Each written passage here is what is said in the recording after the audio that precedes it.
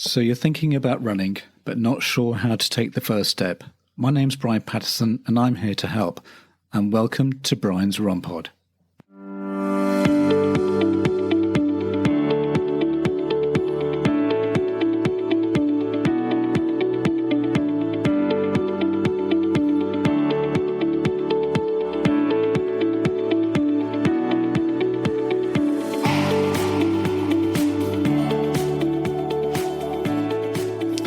Well, welcome back, and today we're going to be talking about weight training for runners, and I hope to explain in simple terms what is VO2 Max. Well, weights for runners. Well, Runners World describes strength training for runners is a vital piece of the puzzle.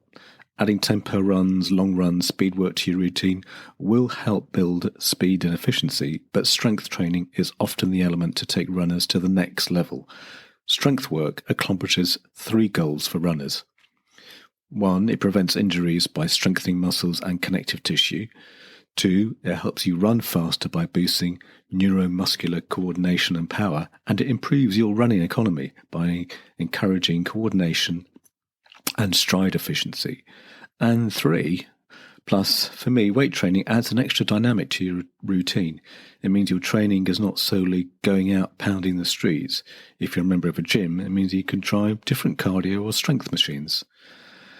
As running can be a solitary form of exercise, it can be very lonely. Yes, you can be a member of a running club, however, not all of us have taken that plunge. So depending on where you are, and why not join a gym, enjoy the social aspects of being a member. What kind of weight training? Well, look online and there are loads of websites that recommend doing different types of exercises for those who are wanting to do weight training. Drawing on my experience as a gym instructor, I would recommend not looking at these at this stage. I think it's vitally important if you're a member of a gym to have an induction, even if you've used other gyms before. I recently went back to the first gym I worked for. And even though the equipment had changed, I just wanted to be sure that I was comfortable using the equipment. My tips for a beginner: make sure you do legs, chest, and back exercises. It would do to do 2 sets of 10 reps for each of these exercises. I would recommend doing a leg press machine, chest press, and rowing for lat pull-down machine. If you're not sure what that is best asked an instructor or look up on YouTube. These exercises are multifunctional and involve different muscles. Like, for instance, the chest press does not use the chest muscles, but also the triceps and shoulders. The lat pull down will involve the muscles in the back and biceps in the arms. And don't finish off by either doing the plank or crunches for the core muscles. Is doing weights going to bulk me up?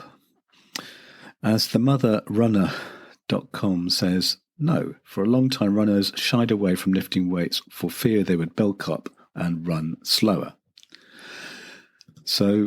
But there is something called concurrent effect that shows a combination of heavy weights and running counteract one another, restricting muscles from getting too big. Plus, I think you would have to do it more frequently with much heavier weights to see the gains in bulk. How often should I do it? Well, as it is getting dark outside in the winter months, then you have a chance. I would go 2 to 3 times a week. It keeps things ticking over and prepares you when you get back to running in the new year. And I suppose the spring and summer, as it would be getting lighter for later outside, I recommend going to the gym at least once a week so you can justify that gym membership. No gym membership, weight training? Now, if you're not able to afford the gym membership, like myself, or don't have a gym nearby where you can do your weight training exercises, follow the exercises and below, or taking 19 seconds rest each and then 2 minutes rest before moving on to the next exercise. When following this routine, concentrate on perfecting your form rather than completing the exercises as quickly as you can. Use a mirror or ask a friend to check you're doing the exercises correctly. For instance, doing press-ups. 2 reps, of 2 sets exercises benefits strength and benefits the strength of the chest, shoulders, and arms to improve posture and arm drive when running. Basically lay face down with your hands on the floor, either side of your chest. Your toes should be tucked under. Press down on your hands and raise your body off the floor. Keep your body straight and avoid stretching your neck. When your arms are almost fully extended, don't lock your elbows. Lower your body back down almost to the floor. Now, the easy way of doing this is by going on your hands and knees, and therefore you're not taking the full weight of your body. So if you go on your hands and knees, then just go slowly down and slowly up.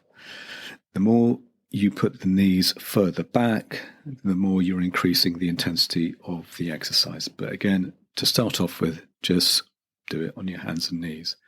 The dumbbell row, now you could do this with a can of baked beans or anything heavy or not. Again, 12 reps on each side, 2 sets, or 10 reps on each side, 2 sets. Benefits strengthens the upper back to balance out the chest strength. Place your left knee and hand on a bench with your upper body should be horizontal. Take a dumbbell, or as I said, could be a can of beans or soup tin or whatever. Take the dumbbell in your right hand and extend towards the floor. Pull the weight up towards you, keeping your elbow close to your waist, then lower to the starting position. Tricep dips.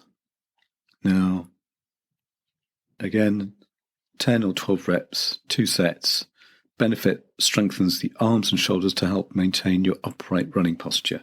Sit with your heel or your hands on the edge of a bench with your fingers over the edge. Take the weight of your body with your arms and bending at the elbows. Lower yourself down.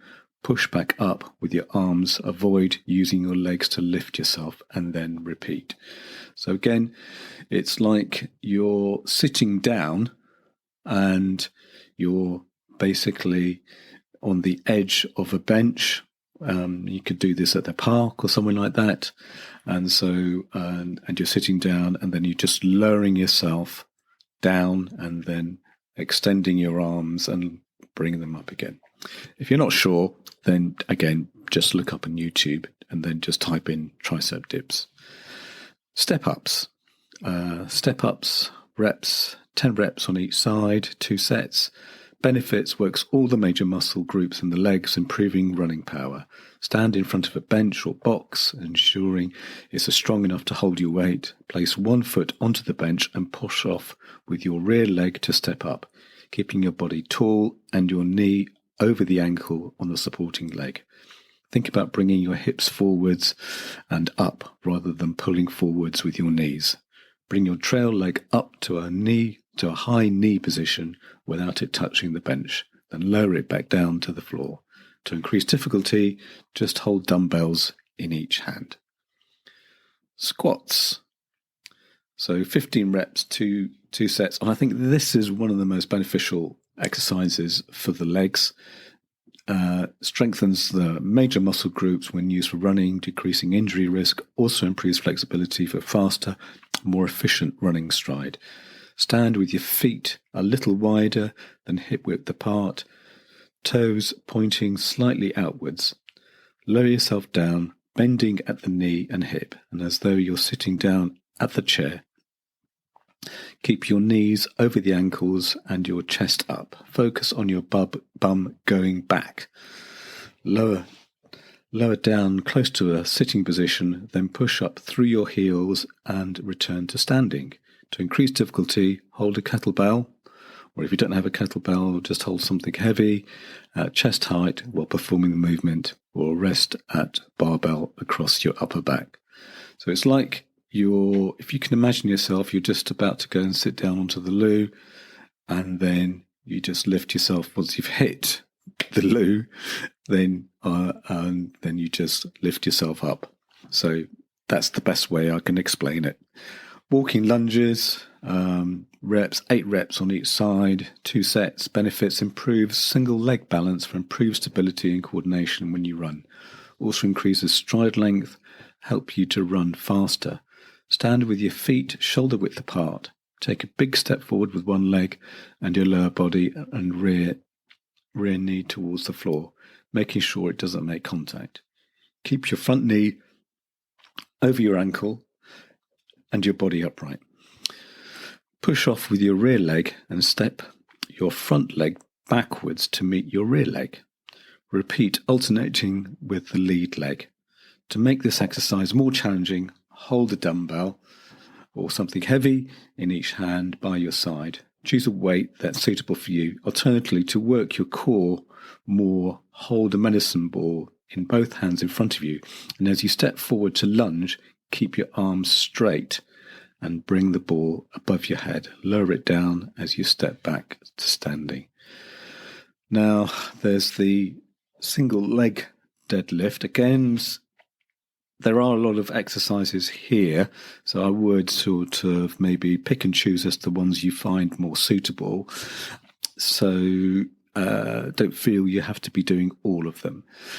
The single leg deadlift is, again, reps and sets, 10 reps on each side. 2 sets, so benefit strengthens the glutes, hamstrings, and increased running power, while also improving stability and reduce risk of injury. Stand tall with the dumbbell or kettlebell or any weight in your right hand and take your left foot off the floor and extend your left leg behind you. Bend forward at the hip, keeping your back straight and your right arm extended towards the floor. Keep a slight bend in your right knee and keep your hips level. Bring the weight almost to the floor and your back as close or as horizontal as you can before returning to the starting position and repeating on the other side. It's a little bit more complex, that exercise, and again I would suggest maybe again just checking on YouTube on the how to do that particular one. Superman and back extension. Again, 2 reps, 10 reps, 2 sets. Benefits help strengthen the middle and lower back, middle and upper back for more stable, upright running posture and improved running efficiency. Lay face down with your hands by your ears and palms facing down. Lift your chest and shoulders off the floor and squeeze your shoulder blades together. Keep looking at the floor to avoid stretching your neck. Lower to the starting position and repeat. Glute bridge. Reps, 15 reps of 2 sets. Benefits, targets the glutes for improved activation when you run. This will help you when you keep your pelvis level and your legs, pelvis and torso aligned when you run, boosting your stability and therefore your running efficiency.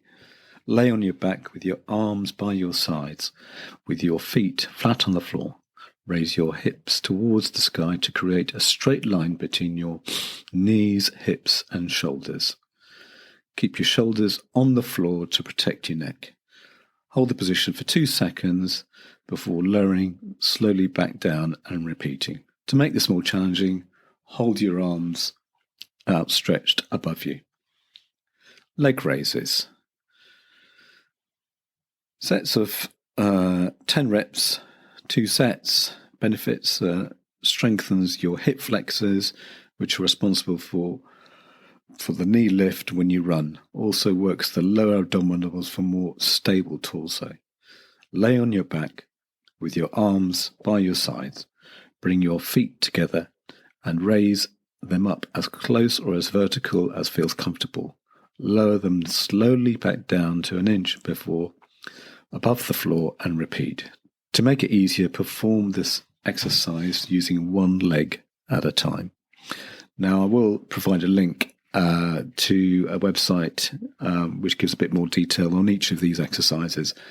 But again, I feel that you don't really need to be doing all of these. It may be something that you go out on your run and there may be somewhere where you can do each of these exercises just to break up your run and to incorporate your strength training that way. Anyway, as I said, it's moving on to explaining about VO2 Max.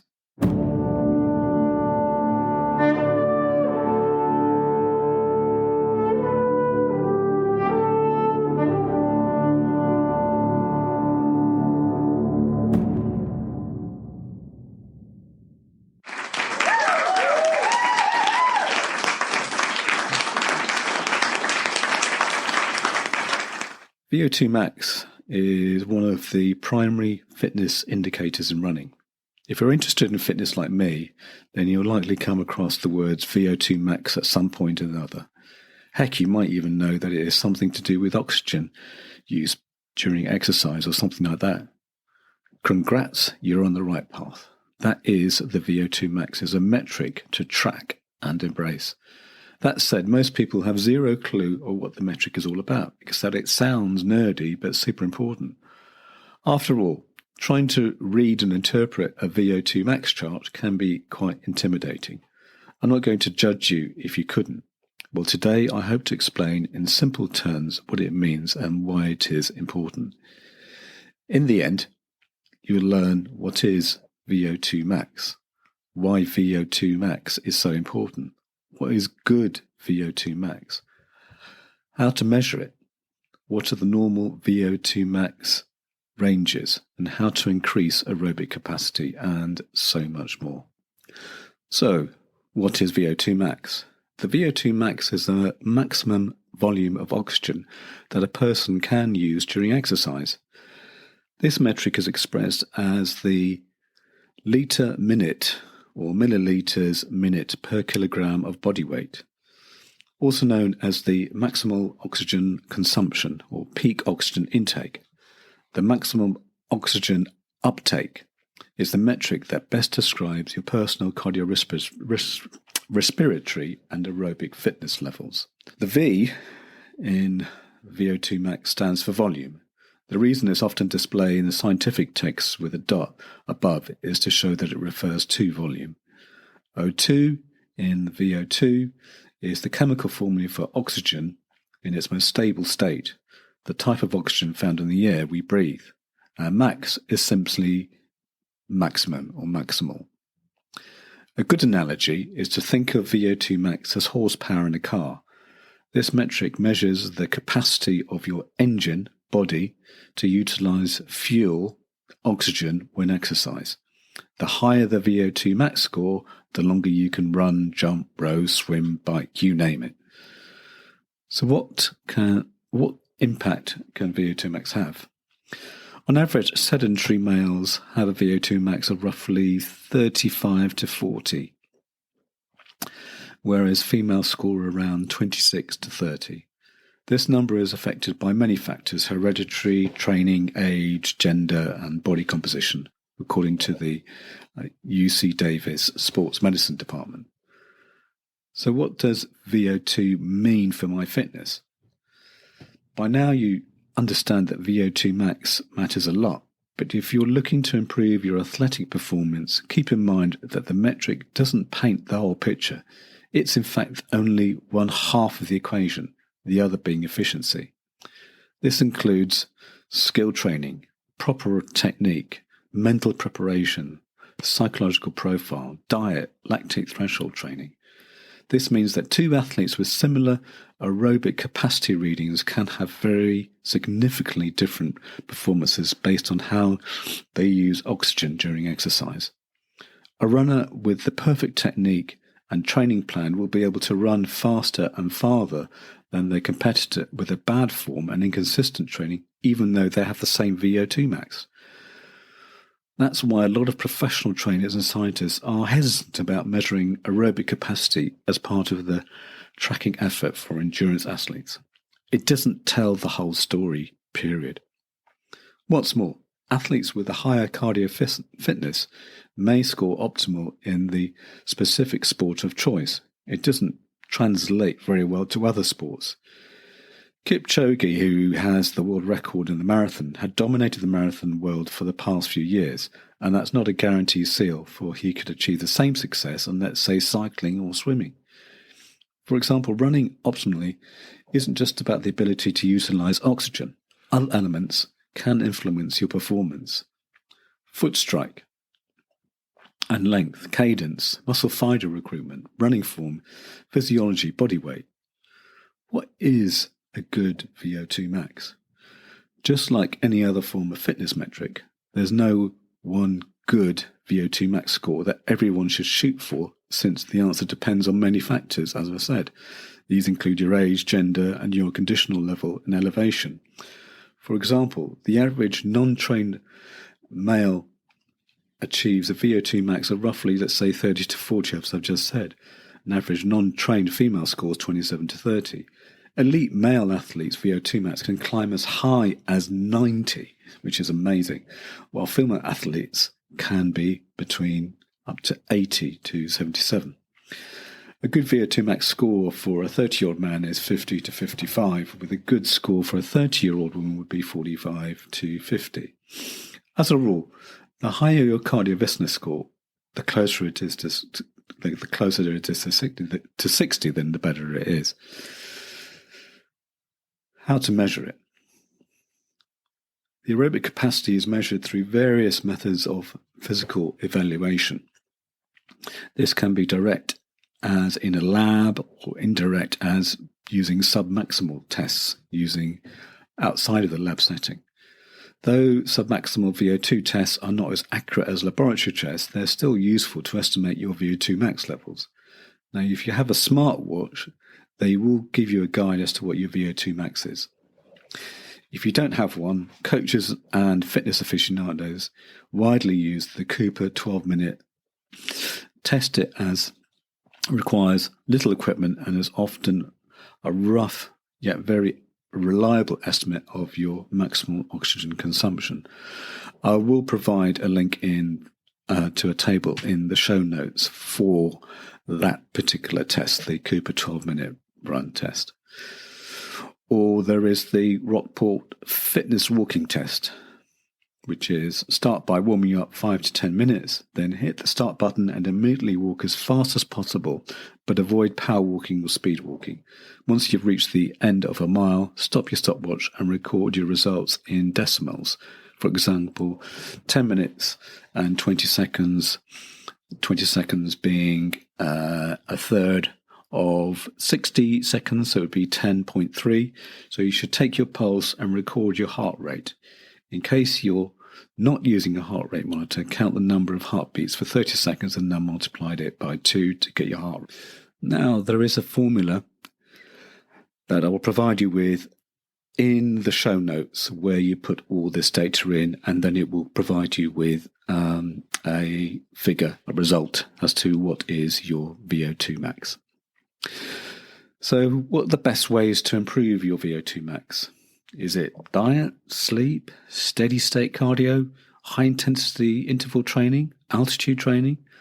Well, the answer is D, high intensity interval training. High intensity interval training consists of performing intervals of high intensity aerobic exercise like running, spinning or swimming, and taking a recovery break, then repeating the whole cycle for a specified amount of time. It's not for everyone, so make sure you have done a few weeks continuous running before embarking on this high intensity training. We will be looking more into interval training in greater depth in future episodes. Here may be an example of high intensity for training for a beginner. Make sure you do a good 5 to 10 minute warm up, hill kicks, stretching and a light jog. Then start running hard for 2 to 3 minutes and then rest for 2 to 3 minutes and then complete this for 4 cycles. Then in future runs, maybe progress the exercise. You could either add more cycles or make the running hard for longer. Make sure you cool down or walk for a good 5 to 10 minutes afterwards. In conclusion, by doing some sort of continuous running, you are going to improve your VO2 max. In general, intensity interval training will get you fitter and therefore will improve your VO2 max. That's it for another episode, and looking forward to speaking to you next week with some beginner hints and tips about running. I just want to let you know that you can follow me on X, or what was known as Twitter, at Brian's Run Pod. I have just recently set up a Facebook page which is called Brian's Run Pod, and I am on Instagram at Brian's Run Pod. Also, my website is www.briansrunpod.co.uk, where you can get show notes, or on whatever podcasting app you are listening to the show. Plus, all my episodes have chapter markers if you need to get to different segments of the show. Plus, leave a review as it will help others find this podcast. Music is Happy Day by Stock Audio, not forgetting artwork by Alice Patterson. Till next week, thanks again for listening.